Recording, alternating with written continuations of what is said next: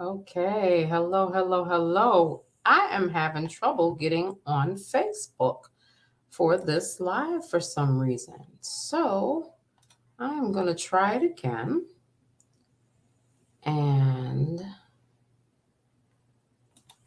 we will try and get back on Facebook again. I think we are having a little trouble on Facebook's end, but that's all right.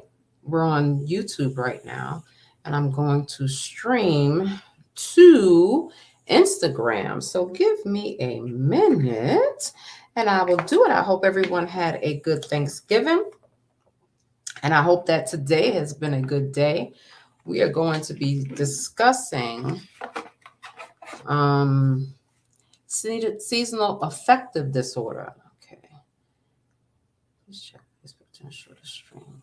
Okay, let's see what we're doing with this stream here, y'all. Facebook has been bugging out all morning, for me anyway. So let me just make sure that we're streaming where we're supposed to be streaming. And then we will bring up our guests and start our discussion. But for some reason, this is not going through. Hold 1 minute. You have to love technology because it will crash right when you need it. Let's try it again.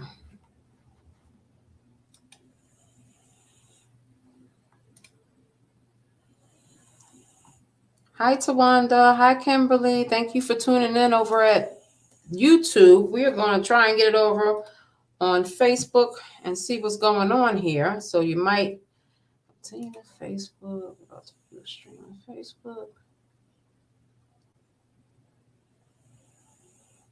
All righty, let's see. Sorry, we're having trouble playing this video. Okay, we're not going to worry about it. Hello, everybody. Everybody who is here with us on YouTube. I appreciate you guys tuning in. If we do not get this up and running on Facebook like we always do, for some reason it's just not doing it today.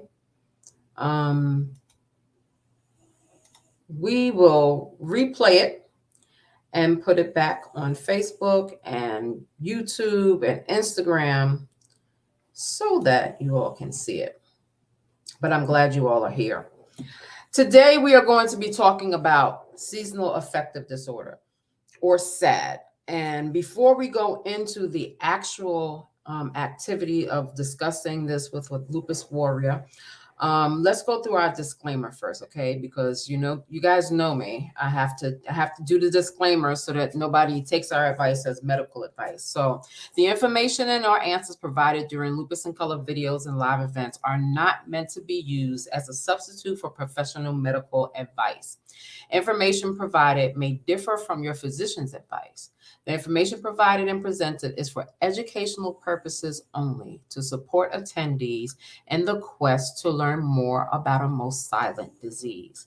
Please, please, please check with your own physician before changing anything in your treatment plan. The information contained in any video or live event is not intended to recommend the self management or health problems or wellness. It is not intended to endorse or recommend any particular type of medical treatment. Should any attendee have any healthcare related questions, promptly call or consult your physician or healthcare provider. No information presented should be used by any attendee to disregard medical and or health related advice or provide a basis to delay consultation with your personal physician or qualified healthcare provider. Persons accessing this information assume full responsibility for the use of the information and understand and agree that Lupus in Color or its presenters are not responsible or liable for any claim, loss, or damage arising from the use of the information. So now that we got all the niceties out the way, let's see if we can try and get this back on what you call it again before I start. We have a special guest, and let's see if we remove Facebook and then re-add it. Let's try that. Because for some reason, Facebook is just crazy today. Let's see if we can do it. Let's go, let's go, let's go. We got the disclaimer out the way. Yes, I think we are live on Facebook now. So that is a good thing. So, our guest speaker today is a friend of mine. Her name is Amber Blackburn. And Amber lives with lupus, fibro, and a long list of things like most of us do. So, while all that could be negative force in her life, she tries to use her experiences to advocate for herself and others. Working as a registered nurse, she quickly learned how to advocate for others and how important it was to advocate for people who had no one in their corner. That's so important. But it wasn't until a few years later when she learned to advocate for herself. That's when she found her love for teaching, advocacy, and for advocacy itself. She started her own website, theworldseesnormal.com. I'm going to put that in the messaging at the bottom, where she talks about advocacy as well as all things chronic illness. The one thing she tells everyone about advocacy is you have to advocate for yourself. So I am so excited to talk to Amber today, and I'm going to bring her on up. Hello, everybody. Hello. Thank you for tuning in. Hi, Amber. Hello. Thank you for having me. Oh, it's my pleasure. I'm so excited to talk to you about this important Yes. conversation that we're going to have. Do me a favor. I know I introduced you, but introduce yourself while I try and get this up on. All right. Darn Facebook, it wouldn't let me do it either. It's like Facebook. Everything is tripping out today. Maybe it's the cold, but go ahead. Yeah. Give us a little bit more information about who you are and what you do. I am a 38-year-old who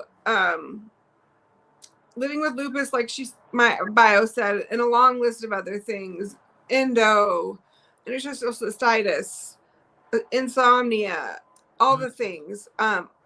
I graduated nursing school in 2007, and then in 2012, that's when the ball started rolling, and I was diagnosed with lupus. And then came all the other diagnoses that we all know that can't just, lupus can't come by itself. It has to bring all of its unwanted friends to the party. Right. So that's when I had to leave bedside nursing. I worked on a step-down unit, and I just loved it. It was my passion. And I loved teaching so much, to the fact that I had started my master's degree program for nursing education. Nice. And that was the semester I had to drop out because I got sick. Wow. I had been having symptoms for what? Yeah, you were getting ready to hit it. Go ahead. Yeah. I had been having symptoms for 10 years. I had mono when I was a sophomore or junior in high school, and it lasted over 6 months. They kept telling me that was normal, and we really didn't feel like it was. Right. But then, what can you do? They don't really listen to teenagers, especially teenage girls. Right. But we're pretty sure, we've talked to many doctors about that over the years, and they said it's probably mono. And then lupus, that was my very first lupus flare. It probably reared up the lupus. But over those 10 years, I had all sorts of weird things happen. My freshman year, no, it would have been my sophomore year in college. For fall semester, I was so dizzy all the time that I couldn't even drive. My grandpa was taking me to college every day. Wow. That's probably POTS that we didn't know about, so yeah, it's all weird. It's all what it is. We all kind of started to run into each other, right? Right. Absolutely. Once I was diagnosed, I never could find a support group that I really liked and that I really felt at home with. Because with support groups, you kind of have to feel welcome, because there's so many that you do. And so I ended up starting my own support group. We are Loopy Groupies. We're going to change that name soon. But we feel more like a family because we're small. There's only like 600 members, but there's a core, probably 100 of us that are really active. And we know people's kids, and we know their grandkids, and we know what's going on in their life. And they are such amazing family to all of us. Yes, it's awesome that you were able to start something that could not only help others, but help yourself too, because we all need that outlet. That's what I needed more than anything. Yeah. Because I had to quit doing the teaching part of my job, and I was missing that part, and this let me in a way use that pieces and parts of my education. Right. Absolutely. And you're probably still using a lot of it today too, when you think about it, even if it's just on yourself. Yeah, you're very right. Yeah. So absolutely. Thank you for that. Thank you for sharing a little bit of your story with us, because I think sometimes we often have a lot of special doctors and everything, but it's also good to have the information provided by someone who has gone through it or who knows what it feels like to go through certain things. So let's start getting into like what we're here to talk about. Yeah. And that's, seasonal affective disorder. And, I'm anal with this, so I'm going to read the question that I have for you. Okay. So how do you currently manage your well-being during different seasons, especially when faced with lupus challenges? And I'm going to start off with that one. Okay. And that's a loaded question, I'm sure. But you tell me, how do you manage, like, what part of the country are you in? And how do you manage I'm that? in the Midwest. Ooh, okay. So you get some cold winters. We do. Before, I will say this. My Annabelle Grace, my golden doodle, in the last couple of years has been my saving grace. Aww. Because my mental health got to the point that I don't know that I would still be here had I not had her. She gave me a reason to get up, to get out of bed, to go outside. So she's still what gets me outside, even in the cold. She doesn't let me stay inside, So she's like, Mom, hello. Right. I've got to walk. I swear there's a tiny person in that dog. But that's one way, is by getting outside, even in the cold. Right. We're trying to go for walks every day. Now, even that it's gotten a little bit colder, but it just depends on the season. I did make some notes. In the warmer months, in the summer, because we also get very hot summers. So we try and get out early in the morning or later in the evening. Right now, I'm trying to just keep the blinds open. Right. Because it was like 27 this morning, so it's cold. 27 degrees lower. Yeah, I don't know if I can handle. Well, you know what? We're supposed to go down to like 19 or 20 tonight, but I'm inside, so it doesn't matter at this point. We didn't go out very early this morning. Yeah. Oh my goodness! But I found that helps. Well, I hadn't been doing that very often, but she has found that she can look out my bedroom window, right? And she loves to do that. And she'll put herself inside the curtain if I don't pull it back. Right. But that's one thing I've been doing more so this year than others. Okay. Is just trying to make sure that I have the curtains open and we get outside a little bit more. And in the summers, we just try and do what we can outside, but not during the heat of the day. Right. Absolutely. So is it harder for you during the summer months or the winter months to manage any type of lupus issues or other, fibro issues, pox issues, any type of issues like that? That's kind of a loaded question. For me, I know some people will say the cold, but for me, it's the heat. I get sick quickly. My sister, for years and years and years, played travel softball. Gosh, maybe 6 or 7 years. And it got to the point where I couldn't go unless she played an early morning, her game was at 8 a.m. or if it was at like 8 p.m. Right. Because I couldn't. Once I knew my trigger, like once I started to get a headache, it was over. Like I had to go inside. It can even be inside if I get still that, even if I get too hot inside, like cleaning, right, I will have to lay down, I get hot very easily, and if I overexert, I get too hot, and then feel like I'm going to flare. Right. So for me, it's heat overall. I don't like the cold, Mm-hmm. and it's more for me like fronts, like weather fronts that cause issues, not so much the seasons. I mean, the heat is a problem, obviously. Right. Right. But it's a question later on. But for me, it's the actual weather fronts that cause more issues. Yeah. I've always joked that I should have gone into meteorology. Is that Yeah. right? Because I can tell when there's a front coming through before Right. Your body weather people. everybody before anything, right? Yeah, there's a front coming through on Thursday. You better watch out. I love it. Do you feel like, there are different types of seasonal affective disorder? Do you feel like you get any of that in the summer times? Because there is a summer seasonal affective disorder. I don't notice it so much in the summer. Okay. Yeah, that's I mean, good. I guess I could, and I just haven't ever thought of that. Mm-hmm. Mm-hmm. Understandable. So let's talk about what SAD is. Okay. So we have a little presentation that we're going to talk about what SAD really is. And we know that SAD is seasonal affective disorder. And we want to stand firm, especially if you're in our, the parts of towns that are cold and get shorter days. It's important for us to really figure out how and what it is, because sometimes I think that, and you tell me if you feel this way also, sometimes I think that it's an underlying issue of some depression as well that can attribute to that seasonal affective disorder.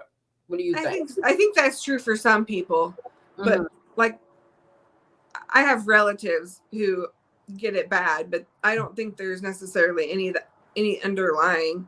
But it's just when they like to be outside and doing stuff all the time, and when it gets dark at 5 p.m. Right, it's hard. It's hard for them to be outside doing all the things. Yeah, absolutely. So, but yeah, I do think for some people there is an underlying something, but I don't think it's everybody. Got you. I got you. I agree with that on you. And seasonal affective disorder is, as seasons transition, some of us may experience that whole SAD, a form of depression that typically occurs with the fall and winter months. And sometimes we might not even know that we're dealing with that. Sometimes you feel a little blah in the winter, and then sometimes it becomes a little problematic. So we want to discuss a little bit about that as well. So according to the National Institute of Mental Health, it is estimated that millions of Americans experience SAD. Now, I can't talk to European, but you get what I'm saying. And although many may not know that this is a common disorder, in most cases, SAD begins in young adulthood. So I don't know. I don't really suffer from SAD as much. But I know that I've had friends and people who have lupus that have said that they've always been a little down during the winter months, especially in this Northeast corridor where it gets so, Northeast, Midwest, all that gets so cold so quickly. And the time change really. Yeah, that time change is hard. I mean, are you still dealing with that? I know I am right now. Yeah. Well, like yesterday, I took a nap. I laid down at 11 and I woke up at 5:30 and it was pitch black. And then I was so confused as to what time it was. Did I sleep till tomorrow or is it still today? Because it was so dark.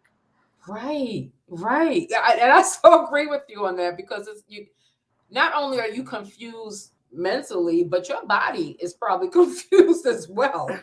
It took me longer than I want to admit to figure out what time of day it was. Yeah. And you know what it is? They say that studies indicate that people with SAD, especially winter pattern SAD, because there's a summer pattern SAD, as I stated, and a winter pattern, have reduced levels of brain chemical serotonin. And we know that's something that helps regulate our mood. So it's just something that you guys can think about when you're talking about, talking to someone that might have SAD. At least you know where it's kind of coming from.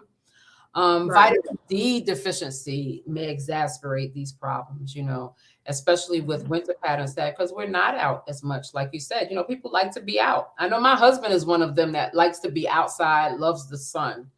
And I, like you, just open shades. Yeah, we're like, forget the being out there. Just let me see it. Yeah, let me feel a little bit of heat in the morning and then I'm good. So, but sometimes, the vitamin D levels in the wintertime can go a little wonky. And if you're African American, your vitamin D level is always shoddy anyway. So, it can really, really hurt people during those winter months. I don't know a single person with lupus that doesn't have a low vitamin D level. Right? Right? It's like it's part of lupus. I think so.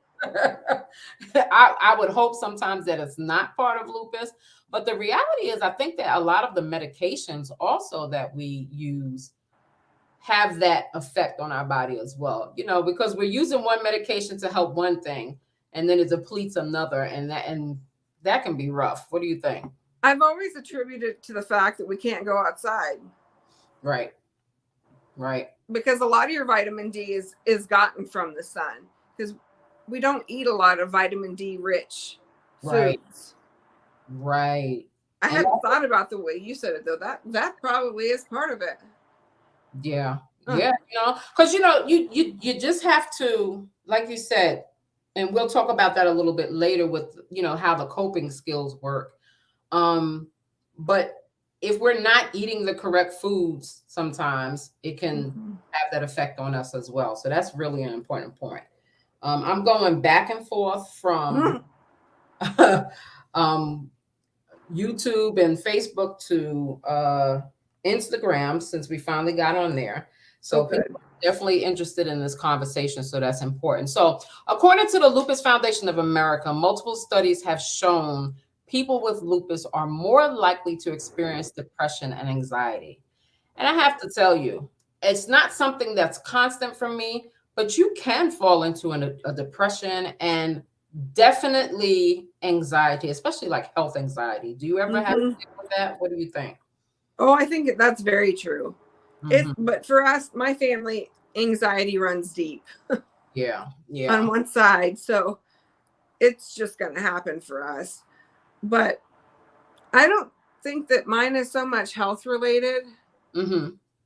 But I've lived with anxiety for years. Right. I've never had depression like I have in the last few years that got to the point that it did. Right. But I've been on meds for anxiety and depression for 10 years, maybe longer. Wow. Now, do they help you at all? Yeah. Those kind of meds are, I always have to throw this in there. These kind of meds are ones you have to find the better fit. It's kind of like a shoe. When you go to the shoe store, you may try them on and they don't quite fit. So you keep going till you find one that fits. Right. That's an anxiety, or that's the depression meds. But they also you can't take them for a week and say you don't feel anything. Right. Because they take 4 to 6 weeks usually to really get to feeling what you're supposed to feel. Because I know some people that will just take them for a week and be like, I don't feel anything. It's not going to work. Right. Like, no, you have to give them a little bit of time. And that's a very good point, because I think a lot of times we're looking for that quick fix and it takes time. It does. We didn't get the way we are overnight. It really does take time to take care of it and settle it down and get the right treatment that will help you, whether it be medication or therapy. Yeah. Absolutely. I'm a big advocate for therapy. Oh, yeah, absolutely. Absolutely. I think everybody should be in therapy, whether you have anxiety or depression or not. Yeah, because I just think just even once, twice a year, just to kind of go in and get tuned up a little bit. Right. I love that, to get tuned up. I love it. Jenny says mushrooms can help with vitamin D, but not synthesize to D3, which we need. So I take supplements. So that's important. Thank you, Jenny, for that, because that's an important point. That's good to know. Thank you. And Jenny, if you could, because she's my food person. She's an awesome individual. If you could give us a little listing, Jenny, that would be great, of like what foods are great for vitamin D. If you want to. Yeah, that would be very handy. That would be so helpful. I have a list, but I want to hear it from you, because I know that you know exactly what we're talking about. Becca says, I have been getting depressed lately with all the meds I have to take. Oh, Becca, I know that feeling. Oh, girl, I know. Sometimes just the thought of taking all this medication can really get you down. And I get depressed every time I go to the pharmacy because somehow they all ended up due at the same time. Right. And it's like 9 of them. It's like, that's going to be an expensive trip. Right. And not only do you get the depression, but then you really do get the anxiety because, like, how am I going to pay for all this? Exactly. And then couple that with how you're feeling, and with the time change, and with the season change, the barometric pressure. One day, it's like a flip flop.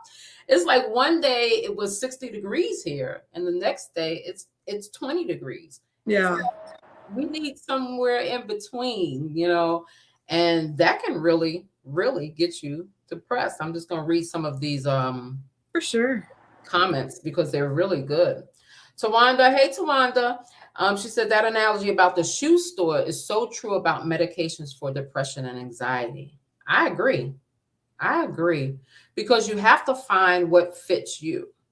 And that's no matter if you have depression on a daily basis or seasonal affective disorder. Mm-hmm. You know what I'm saying? So it definitely is something that you have to try different things to help you feel your best. What do you think, Amber? Yeah.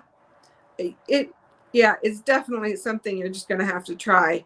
I think I've probably been on, over the last 10 years, 4 or 5 different ones that one didn't work, or then I started getting side effects from one, or then another might have interacted with something else. Over the years, I've tried several different things. And now the one I'm on is supposed to also help with pain for my fibro. Oh, wow. So I don't know that it does. But it works for the depression, so we'll go with it. Right. I hear you. You go with what you think works, Right. If you see even the small, I think that a lot of times we also have the thing that we want to see a grand change. Yeah. And sometimes it's not really that big of a change. It's a small thing, like not having anxiety when you go to the doctor, or when you're going outside within people and things of that nature. Do you feel the same way? Yeah, you're not going in the shoe store to try on Nikes and coming out with, Gucci. Right. And it's not going to change that fast, Right. And you're not going to go in there with Nike money looking for Gucci, right? Right. Yeah, exactly. You're going to, shop within the realms that you can, and what you can afford, and what is going to help you most. Sometimes exactly. might be pretty, but it don't fit well. And I have to just say this. Don't be afraid to talk to your doctor. Mm-hmm. If you're on something and it doesn't work, tell them. Right. They're not going to read your mind. I know a lot of people, they don't want to tell their doctors because they don't want to look a certain way, or they're worried about what the doctors will think. They can't help you get better if you don't tell them. Right. So if the antidepressant you're on isn't working and you've been on it for 2 years and it's never worked, but you didn't want to tell them. Right. There's a lot of different choices out there. Yeah, absolutely. And be honest about it, because they're going to treat you based on what you explain to them. Yes. So Jenny says she's in therapy now for PTSD since having a life-threatening fear. Therapy is king. Absolutely. I will tell people all the time, go to therapy, try it out. There are things that happen throughout the day that can really trigger things. Mm-hmm. And it can trigger trauma. And therapy can help you do that, and if they're a good therapist, they will teach you how to cope with those things that trigger you, Well, I can also say, don't be afraid to change therapists. If your therapist isn't working for you and you don't think you're getting the most out of your time with them, it's not a bad thing to switch therapists. I just had to do that. I've only met with my current one once or twice. And I think it's going to be a better fit. Right. Don't worry about changing because you're paying them and you want to get the best out of your time with them. Absolutely. Absolutely. You know, it's you have to be comfortable in your therapy sessions as well. Yeah. If you feel like you can't open up and tell them about the triggers and all the things that have happened, it's not worth you going. Right. Right. So don't be afraid to change therapists. Right. Right. They won't think badly about you because therapists know that they're not going to fit everybody. Yeah. And even if they do, you have to do what's right for you. If you don't feel comfortable with someone, you have to move on to someone that can help you through these issues. Exactly. And you know, and teach you and be that, you know, that ear that can help you work through those issues. So Becca said, I had a doctor accuse me of polypharmacy. Like, tell me how. I need all these. I think that a lot of doctors are trying to, I guess, remove people from the use of all of the different pharmaceuticals. And sometimes I think that the bad apples are spoiling it for the people who really need it. What do you think, Amber? I've actually had that happen. And it hurts when I went in, there was, back in 2016, I was having hemiplegic migraines. It's like a stroke. One whole side of my body would basically go numb. And like I couldn't lift it. And I sounded like I had a stroke. But the headaches were just tremendous. And they as soon as I walked into the ER room, the nurse was like, I'm not giving you narcotics. I'm like, I'm not here for that. I want IV Benadryl because it helps. Right. And then when the hospitalist saw me upstairs, she's like, just so you know, I don't prescribe narcotics for this. Again, I don't want any. I just want IV Benadryl. Right. Right. It's like, and that caused a whole nother stress level in you. Yeah. You know, why do I have to be stressed? I'm coming here for help. And you're stressing me out about you're not going to give me something I'm not even asking you for. It's like, I don't even want that. I truly just want IV Benadryl. Right. And Tawanda said it most, you know, advocating is a must. You got to advocate for yourself. And you have to. Just like if you have family. Talk about it. If you have family and you have one person that you can really rely on, have them go with you to these appointments. Right. Because my mom has been amazing.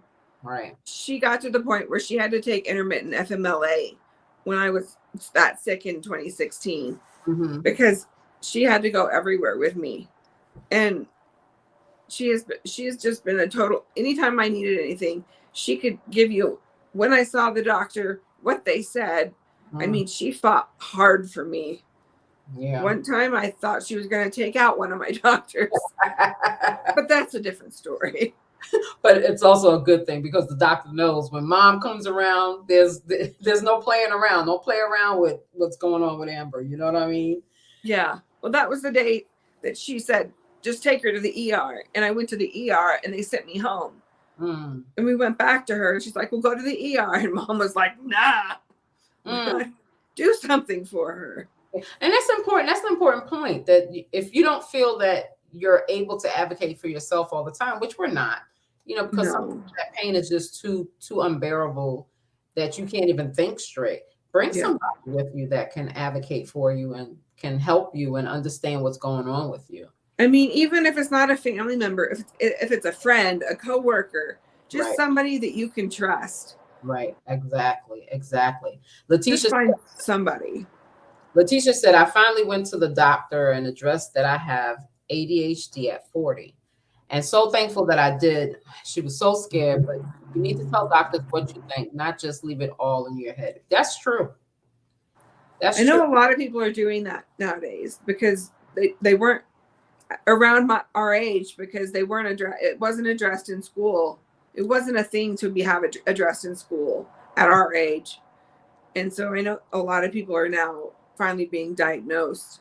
Yeah. But I'm glad you finally went, and I hope it's really making your life better. Yeah, absolutely.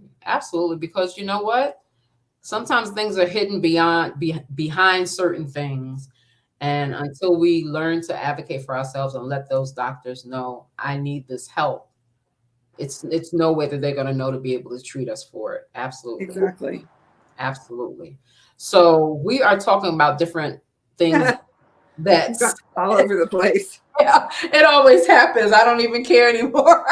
It's like, we're talking about seasonal affective disorder, but it's such a broad spectrum because it can incorporate different different levels of depression, just different levels of anxiety, and just not being able to get the vitamins that we need from outdoors as well as from the food that we're eating. So talking about food, I asked Jenny to give us a little idea of what type of foods are good for vitamin D. So Jenny Mack says, my top choices for vitamin D are mushrooms and fatty fish like salmon, sardines, and mackerel, but are only D2. Therefore, take D3 and K2 supplements. So you guys start talking to your doctors about, what type of supplements do I need to be taking, if any at all? Because some of us, sometimes certain supplements, my body just does not take well at all. What about you, Amber? I'm on D3 daily, Mm-hmm. and then she gives me like some crazy amount of usage of D2, like every 2 weeks or something. Okay. Because it's like 50,000 units or something crazy, because I'm always very low. Yeah, it seems to be definitely something that happens more with lupus warriors that I've seen. Yeah. And like it's basically something just to expect when you have lupus. You might as well, you get the diagnosis, just start yourself on some vitamin D. Absolutely. So yeah, the vitamin D, folic acid, anything that will help you to get to where you are feeling better. Right. Letitia says, trust me, I get mad enough about all the meds I have to take. I take what I need to and no more than that. I feel you. I can relate. I think we all went through that. We all go through that period where we're like, how many of these do I really have to take? Right. Can I just not take some of these today? Right. Exactly. And that's a whole nother issue with the talk with yourself. Like, am I really going to take all this right now? Or maybe I'll just take those later. Right. And then forget altogether. Now, Tawanda made a very important point. And she said she had to have a pain contract at the hospital so I wouldn't be judged about pain medication for cranial nerve pain. Now, go ahead, Amber. What were you going to say? I have a pain contract with my PCP. Oh, okay. She prescribes all of my pain medicine. So now, does your PCP correlate with the hospitals or the ER that you usually go to? Yeah, she's with the hospital. Okay. Now, I didn't even know that you could have a pain contract. Isn't that something? You learn something new every day. Basically, it just says, they can drug test you whenever they want. And I think they do it because I went in for my physical last month, maybe. Mm-hmm. And she did a random. Of course, it was fine. Right. But they can test you whenever they want. And, that you're not going to be using anything else. Right. You're not going to be, doing any stupid stuff and using any drugs, like illicit drugs or something like that. But I feel like I was talking to another warrior when we had our local meeting, and she was saying that when she went to go get prednisone for a flare that she was having, that they were treating the prednisone like it was a narcotic. So, that's new. Yeah, so it's so many different things that are coming up that can just trigger so many different issues with lupus. I know gabapentin is becoming, they're trying to make that a controlled substance. Yeah, absolutely. I've heard that as well. And, start talking to your doctors if you're on these medications, so that what the laws are changing and how you can go about getting the medication that you need, because it's not like it's something that we don't need, because Right. sometimes the pain is so unbearable. You do need something to help you. Well, because of Medicare, I'm on Medicare because I'm disabled, but I used to have a prescription for anxiety. It's no, I don't take it every day. I had a prescription for a muscle relaxer for when my fibro was bad and kind of, and then I have my pain medicine. Well, finally, maybe a year or so ago, she came back and she's like, you've got to either get rid of your anxiety med or your muscle relaxer. Your choice. I was like, well, we're going to get rid of the muscle relaxer then. Yeah, because I'm going to need this anxiety med. Absolutely. I'm going to need that one more. Yeah. But it's just stupid that they can dictate. Right. And then you have to make the decision as to, hey, do I need my muscles relaxed more, or do I need this anxiety put in check? Yeah, it's stupid. It's difficult. It's very difficult. And it can really cause some mental health issues along the way. For sure. Kim says diagnosis process feels like seasonal depression. It's hard to manage symptoms, appointments, dead ends, medication changes, etc. That is so true. Very true. I agree, Kim. And it's so hard to deal with all of those things.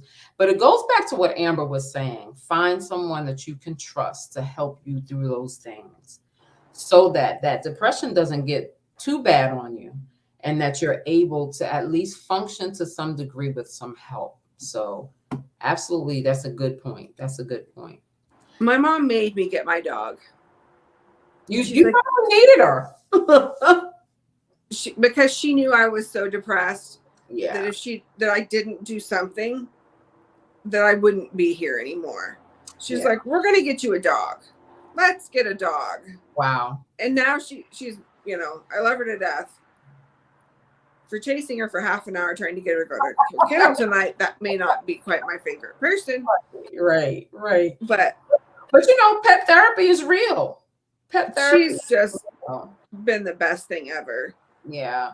And it's that unconditional love, that ear that won't say anything back to you. You gotta love it. You do. Jenny says, here's the reality. Doctors don't voluntarily test vitamin D. Most likely you have to ask. You want levels at 30 milliliters. At least some of us are at 4. Wide eye. Yes, I have been there. I have been down to that low level and having to take so much vitamin D that it really kind of messes your head up sometimes. Messes my stomach up, your bowel movements. Let's just be real. It can do a lot of stuff to you, but if you don't have it, it can also be deadly for you as well. Yeah. You get to the point of, well, do I want this or do I have to, Yeah, absolutely. Carol says, Letitia, both my boys have been diagnosed with ADHD and they say I definitely have it. I'm 52. It seems like you said, Amber, back in the day when we were younger, I'm a little over 50, they weren't diagnosing anybody with ADHD. They were saying that we just had behavioral problems, or, we needed to stop eating sugar, things like that. When I was going, they were taking pop out of the vending machines, right? Sugar out of the vending machines, right. And now we have the opportunity. Thank goodness for modern technology and modern medicine, because we can see those things that might have been hidden under some trauma, or just hidden under the guise of people not wanting to see it, that can come alive now, and we can be treated for them, For sure. Jane Orto says, hi, Amber. Hi, Janie. She's one of mine from my group. Oh, awesome. Just like my sister. Oh, awesome. Nice to have you, Jane. I'm glad you're here today. I was looking to see if there were any questions in Instagram, but I don't see anything. So we're going to keep going. We're going to keep going. The teacher said they did put me on meds, and I have to say it really helps. I'm glad that it helps. I say I have ADD because like I tried to clean the house the other day and it was like, oh, pick up this, but I see this is here, so that needs to go there. Oh, while I'm here, I'm going to do this, and that goes over there. Oh, but this is out of place, so then I'm going to go there. Right, all over the place, right? Yeah, and I do that all the time now, and it's just like, we have to stop that. Yeah, and sometimes, you know what? You have to go to the doctor and say, look, this is what's going on, like you said. And honestly, I feel that I might have such and such. The doctors are great, but they are still working for us. Right. And we know our bodies best. So we need to make sure that we are still advocating for ourselves and making sure the doctors are doing the job that we ask them to do. Mm-hmm. Let's see. Jenny says, I'm on my third therapist. My coping mechanism is my husband, my dog. Hot yoga. I love hot yoga, but I can't do it. I can't do the heat. Guided meditation and gentle herbal teas. Chamomile is the GOAT. The process continues. I love all of that, but I cannot do that hot yoga, Jenny. Oh, no. And that's probably because I am going through menopause, so heat and me just are not getting along very well these days. I tried it once, and by like 20 minutes in, I was just sitting on the mat because my heart rate was like 130. Oh my God. I couldn't get it to go down. I was like, this is not good. Yeah, that hot yoga is rough. It's rough, but you know what? The yoga actually really helps. It does.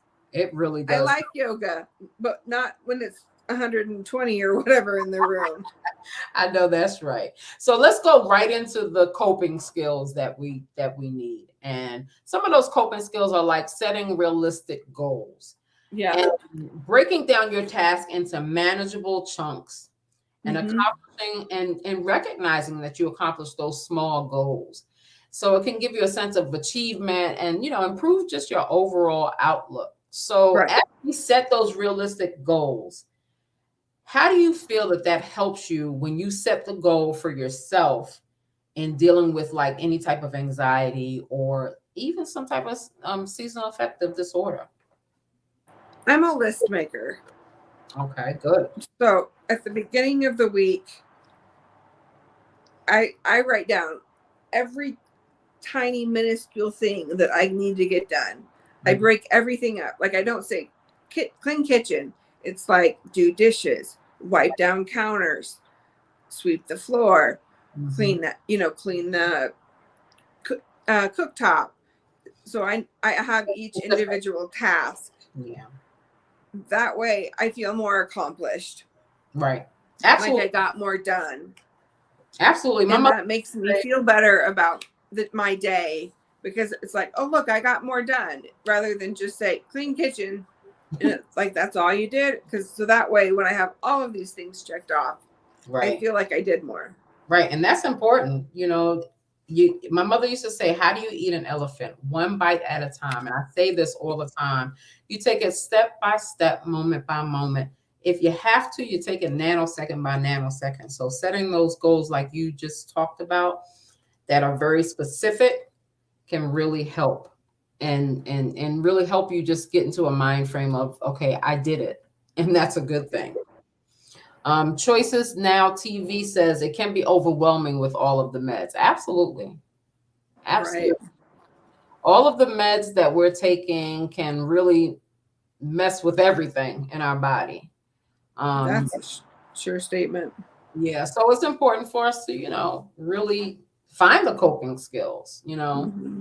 Another coping skill that I've noticed when I get a little down during the cold months is soaking up that natural light, spending that time outdoors. Now, let's be honest, it's not the easiest thing to do, sensitivity and things of that nature. But what I have found, and you tell me how you do it, Amber, I go out early in the morning. Mm-hmm. And I get that early morning sun, whether I'm just sitting on the back porch or walking the dog.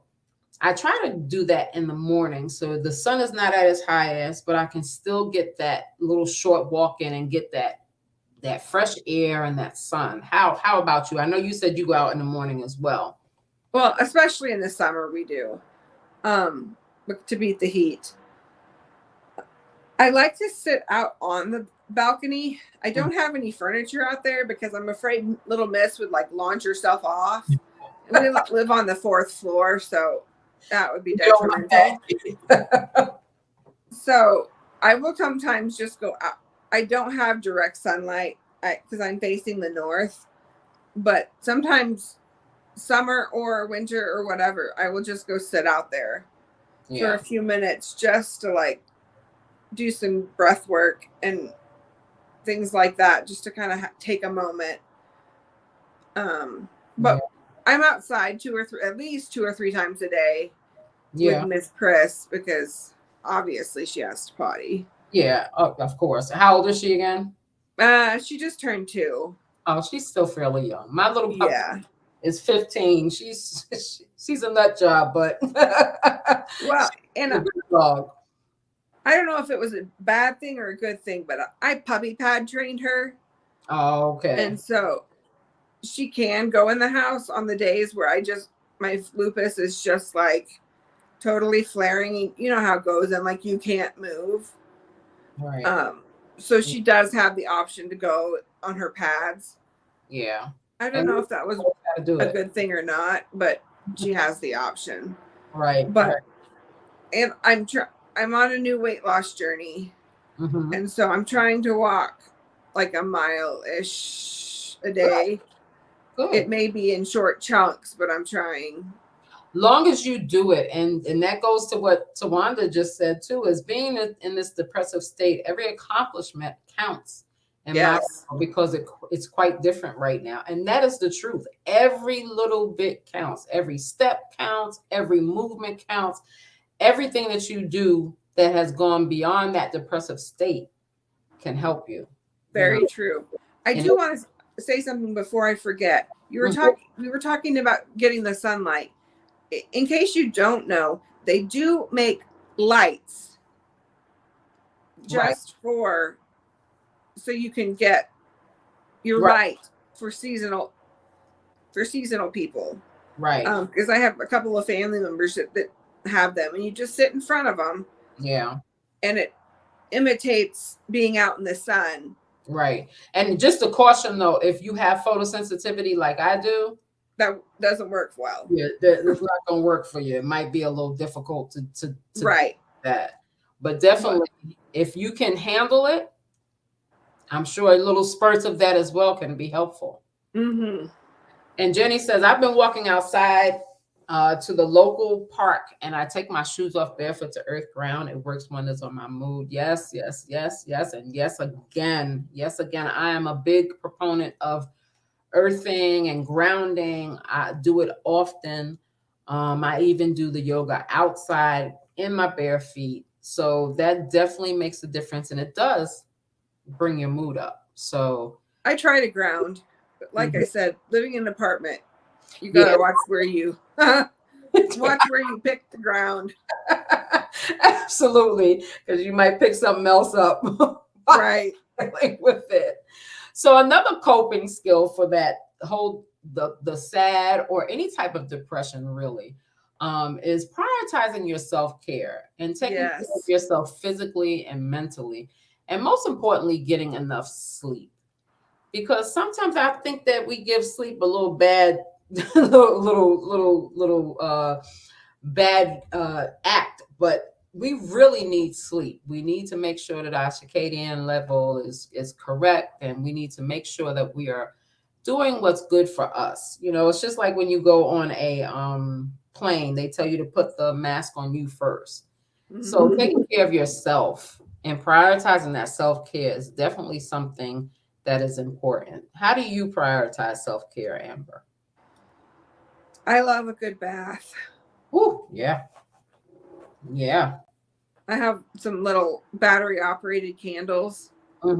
They'll all light up, and take a bath bomb and just lay in there. Absolutely. Sometimes I'll take a book. Sometimes the dog tries to get in with me. I love this dog. The dog is too much. Oh, she's got more personality than you could even imagine. I can't even begin to. If Letitia, my mom's in the chat, she was gonna try. She can tell you. That dog has to call my mom at least once a day. yeah. And if my mom doesn't say goodbye, Gracie, I love you, that dog will jump up and just put her nose right here until I call her back so she can say goodbye to Annabelle. I love it. I love it. Because I don't think that people realize, if you're not a pet person, you probably won't like that idea. But pets really can be very therapeutic and she very is chronic illness. She boosts my mood. Absolutely. A lot. Absolutely. Letitia says, some things that I need to do, I will add to my weekly calendar so it's written down and I get reminders to do it as well. Also helps me spread out the things I need to do so I'm not rushing to get them done and wear myself out. That's important. That's when I was talking about my calendar and like I write each little thing. I will do it throughout the week. So it's not just one giant list. Like on Monday, I'll do these few things. Tuesday, I'll do these. So I like her idea. Right. Absolutely. Absolutely. And then even in prioritizing self-care, and I'm a big person on this, doing brain dumps and allowing yourself the opportunity to release the stressors of the day, whether it be writing them down or pushing them out of your mouth, into the atmosphere, or doing a meditation to put them in clouds like our meditation was on Monday. But part of self-care is realizing how important it is to release that stress from your body so you don't get sick. Do you agree with that? I think so, yeah. I do brain dumps periodically. I'm not as good at doing it as I want to be. Mm-hmm. But I think it's very important to let go of all that rather than holding it all up here. You need to speak it or write it down and get it out of there. Yeah. And it's very freeing. It definitely is. Definitely journaling, all of that stuff is really journaling. Yes. I'm a very big advocate for journaling. I can't tell you though how many half-used journals I have, but I love it. I love it how you put that half-used journal. It's interesting. I'm going to go back to this. I hope I'm saying your name right. Tyrese, I think. She said, whenever I had a doctor of color, they tested on their own for the vitamin D, which is probably a good thing. So absolutely, it's different it's different doctors for different people sometimes, because sometimes it's hard for a Caucasian doctor to understand what a Black person could be going through, because I hate that it's that way. Yeah, it's just different. But you know what? That's just life itself, because I hate it so much. Our bodies are different. The melanin in our skin creates different issues. The lack of melanin in someone's skin might create a different issue. So I'm glad that your doctor was there and actually did what they were supposed to do, And Jenny said, that's a good point. I'm in search for a doctor of color. And Jenny Mack, if you're in New York, I might have somebody for you. I believe you're in New York. Let me know. Amber, you were getting ready to say something. I was trying to think, because somebody said that the doctor, you have to ask for vitamin D. Mm-hmm. I can't think of a time that it wasn't just part of my normal blood work. Was it really normal blood work for you? I think so. I had to ask. But my PCP has been with me since the time I got sick in 2012. So I think she probably started checking everything like as I was going through that. Mm-hmm. And so it just became normal. Gotcha. I got you. Unfortunately, Amber, and anybody who's on here might be able to attest, a lot of times there is a difference in how a Black person is seen in the doctor's office and a white person is seen in the doctor's office. I know, and I hate it. Yeah, and we're getting off a little bit off track, but this can also cause some depression as well. Because, I'm sure. And anxiety to go to the doctor. Absolutely, because the biases that are so prevalent in healthcare itself can really cause anxiety to go to the ER, I'm sure. Absolutely. Absolutely. So like you said, that you think that it's always been part of, depending on where you are, it might not, it might not have been something that is really something that they look at, even though, Black people have a history of, low vitamin D. Tyrese says, I have ovarian cancer and lupus. I need the light. I stay cold, but have some photosensitivity. So how do you deal with that, Tyrese? When you have some photosensitivity, do you just do it, in short spurts so that you don't get any flares? And I'm sorry that you have the ovarian cancer. Did that come from medicines that you were taking with lupus, or was that something on its own? And you can comment in the comments and let me know if you don't mind. Let's see, Letitia, we are coming up on an hour. Wow, we've been chit-chatting, huh, Amber? We covered a lot, though. Letitia says, I used to do hot tub coffee, but had sinus surgery mid-October and haven't done it since. I need to start again. It was so relaxing. Yeah, my husband loves the hot tub. I don't know about sitting up in the hot tub, and I don't do baths as much as I used to, but my parents have a hot tub, and I haven't gone over to use it yet, but go use it. If you're having some muscle issues or some joint issues, it's really helpful. And it can help you. It's been so hot that it seems counterproductive to me to be hot outside and get in a hot tub. My mom didn't understand that, but I'm like, I can't get in if it's hot outside. Right. And now that it's cool, I think I will. Yeah, absolutely. Tyrese says, journaling has been helping me a lot. Awesome. We do a journaling challenge, Tyrese. So if you're ever interested, let me know. One thing I do try to do with my journaling is to do 3 things I'm grateful for every day. Absolutely. Because sometimes it's hard to think of 3 things. Even if it's like my coffee tasted good. I mean, it can be the most minuscule things, but try to find 3 things every day that you can be grateful for. Absolutely. Creme Brulee, I love that name, by the way.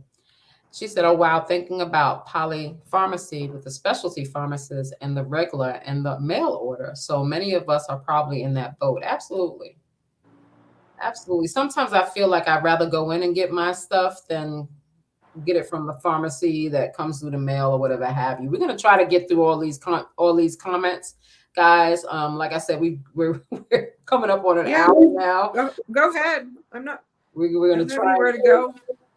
Tanya says self-care is the area she is working on. Absolutely. I think a lot of us have that issue of trying to get that self-care in and understanding how important it is. And it doesn't have to be going out and getting your nails done or going to get your hair done. It could be as simple as reading a book. It can be as simple as writing in your journal. There's so many different ways that you can deal with that. People automatically think it's getting your nails done, getting your hair done, getting a pedicure. But there's so many other ways that you can do self-care. Yeah. That's just the very first thing, like superficial things that people think of. Yeah. And speaking of self-care, part of self-care is staying connected, like what's on the screen, maintaining those social connections. And even through like virtual meetings like this, is so important for us to stay connected and talk about things like this that might be affecting us. So absolutely.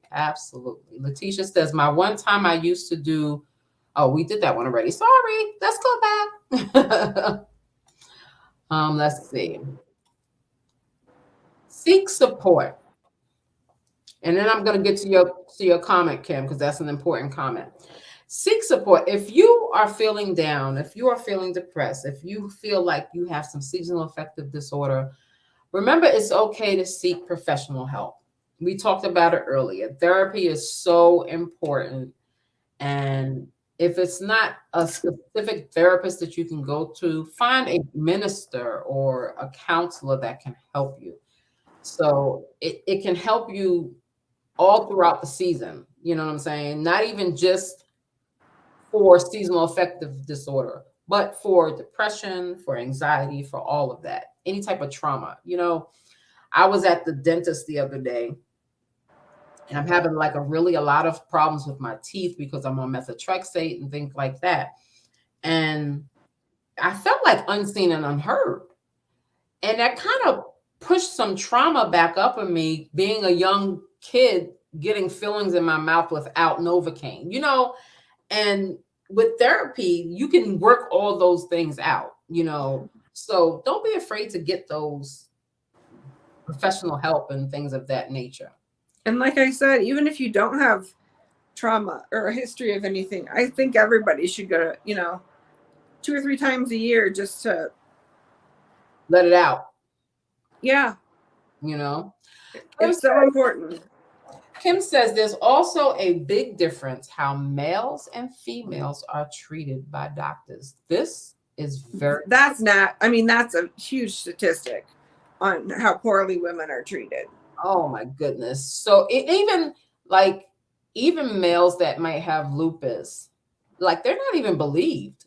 Like I've had some male lupus warriors say to me, you know what? The doctor acted like I was a female and was like literally telling me that stop acting like a girl. Who does that? That is the craziest thing to me. But Kim, that is so true. People are treated differently when they go to the doctor. Tanya says, yes, unfortunately, I've changed doctors because of it, especially if you do not look like what you are dealing with. Yeah, I've had doctors actually say that. And that causes a whole nother issue of anxiety and depression because you're getting all this type of information in your system. Let's see what we have here. What do we have here? Nothing on Instagram. Welcome back, Carol. Mary says, oh, Amber. That's my mom. Hi, Mom.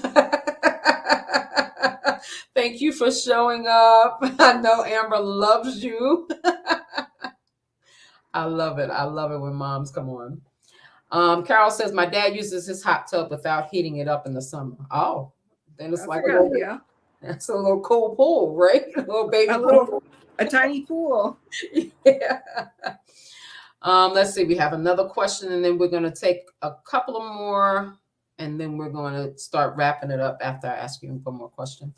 Has anyone found a pillow type thing for the tub that they like? I need one that's longer, so I would go. Oh, that would go down my back. I don't do baths often, so I wouldn't be able to tell you, Carol. If anyone, my bathtub is made for like people that are like 4 feet tall and like this wide. So no, I couldn't help you. Yeah, I would definitely do a look-see on the internet.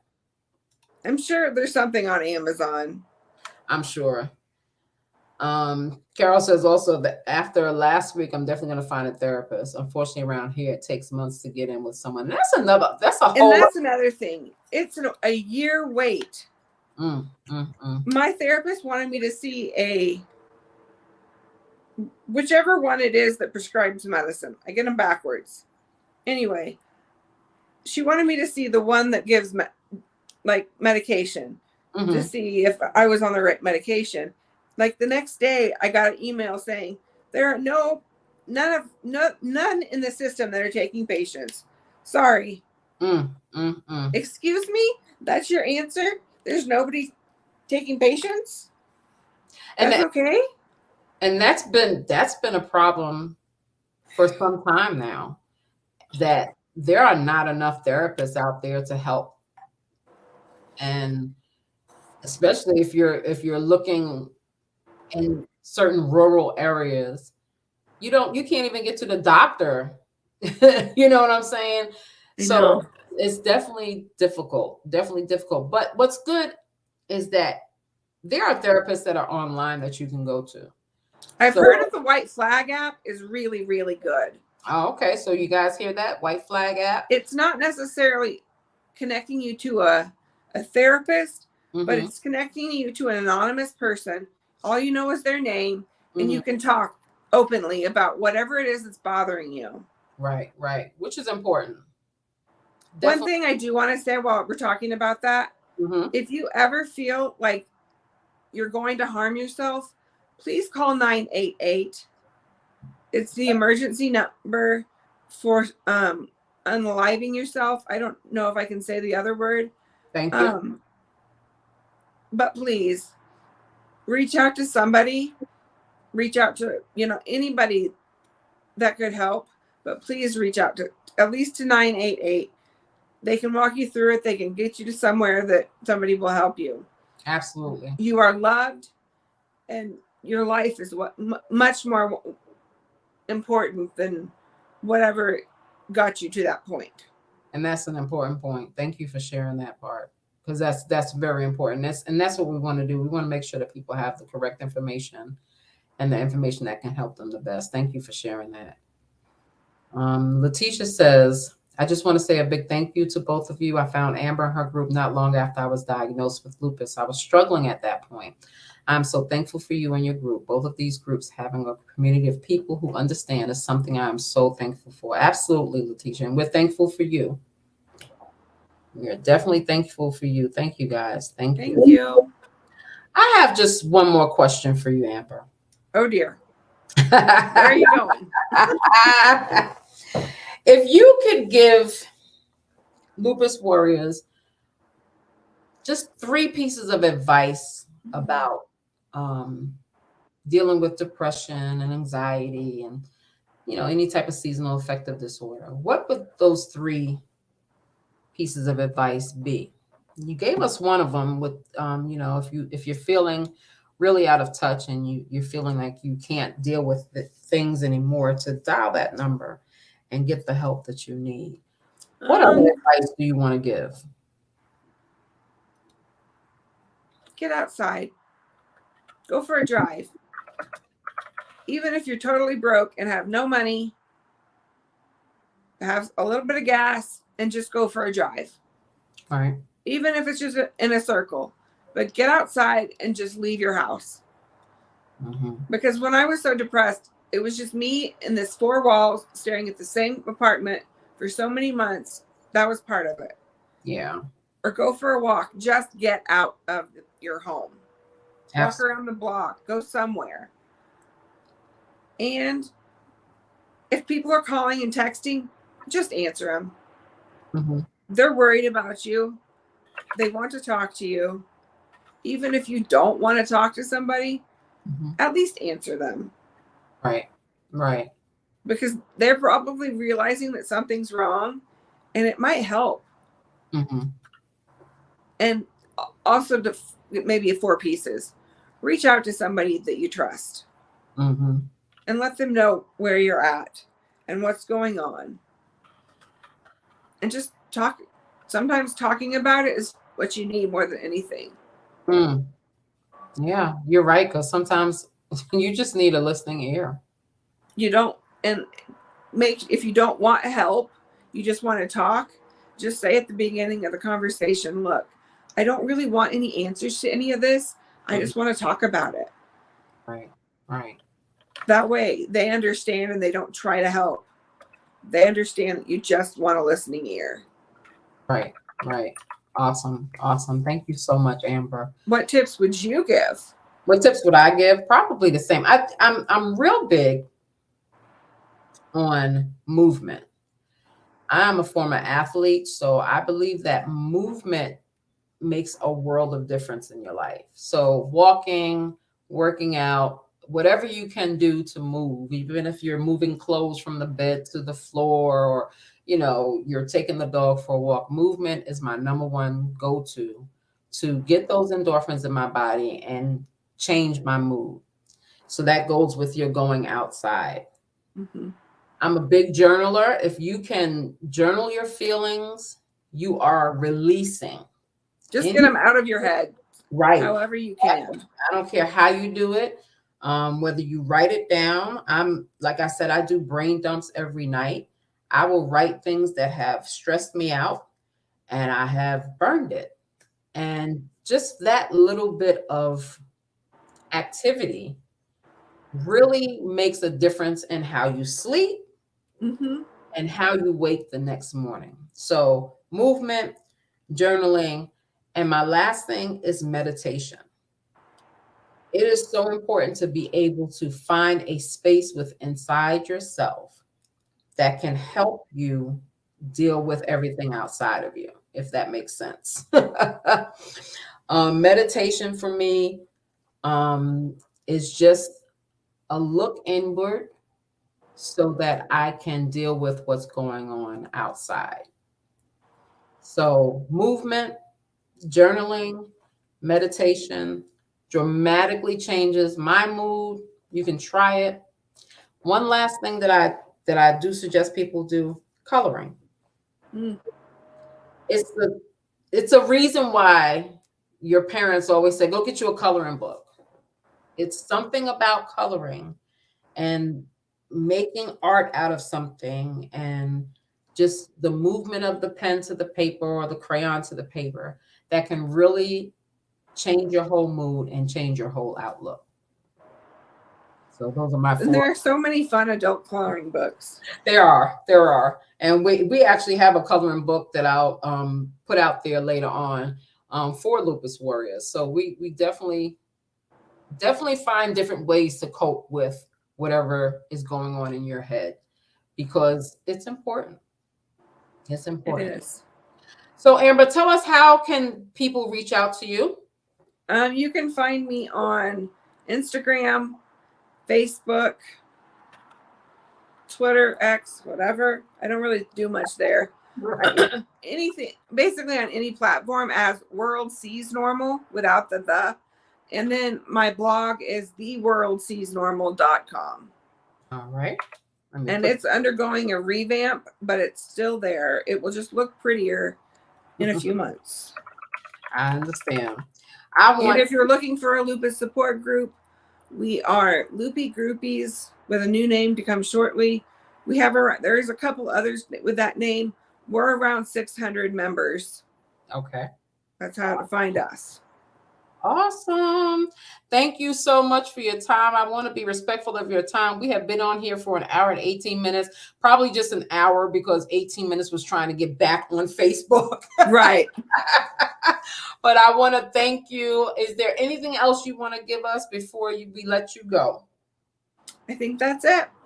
Awesome. Thank you so much, Amber. I have enjoyed speaking with you, and I hope to talk to you again soon. Yes, I'd love that. Awesome. Thanks. Bye, guys. Bye-bye.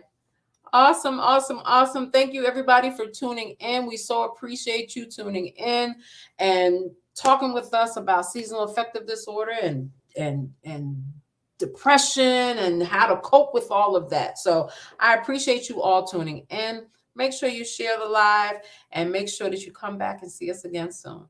I will talk to you all later. Thank you so much for tuning in. Bye.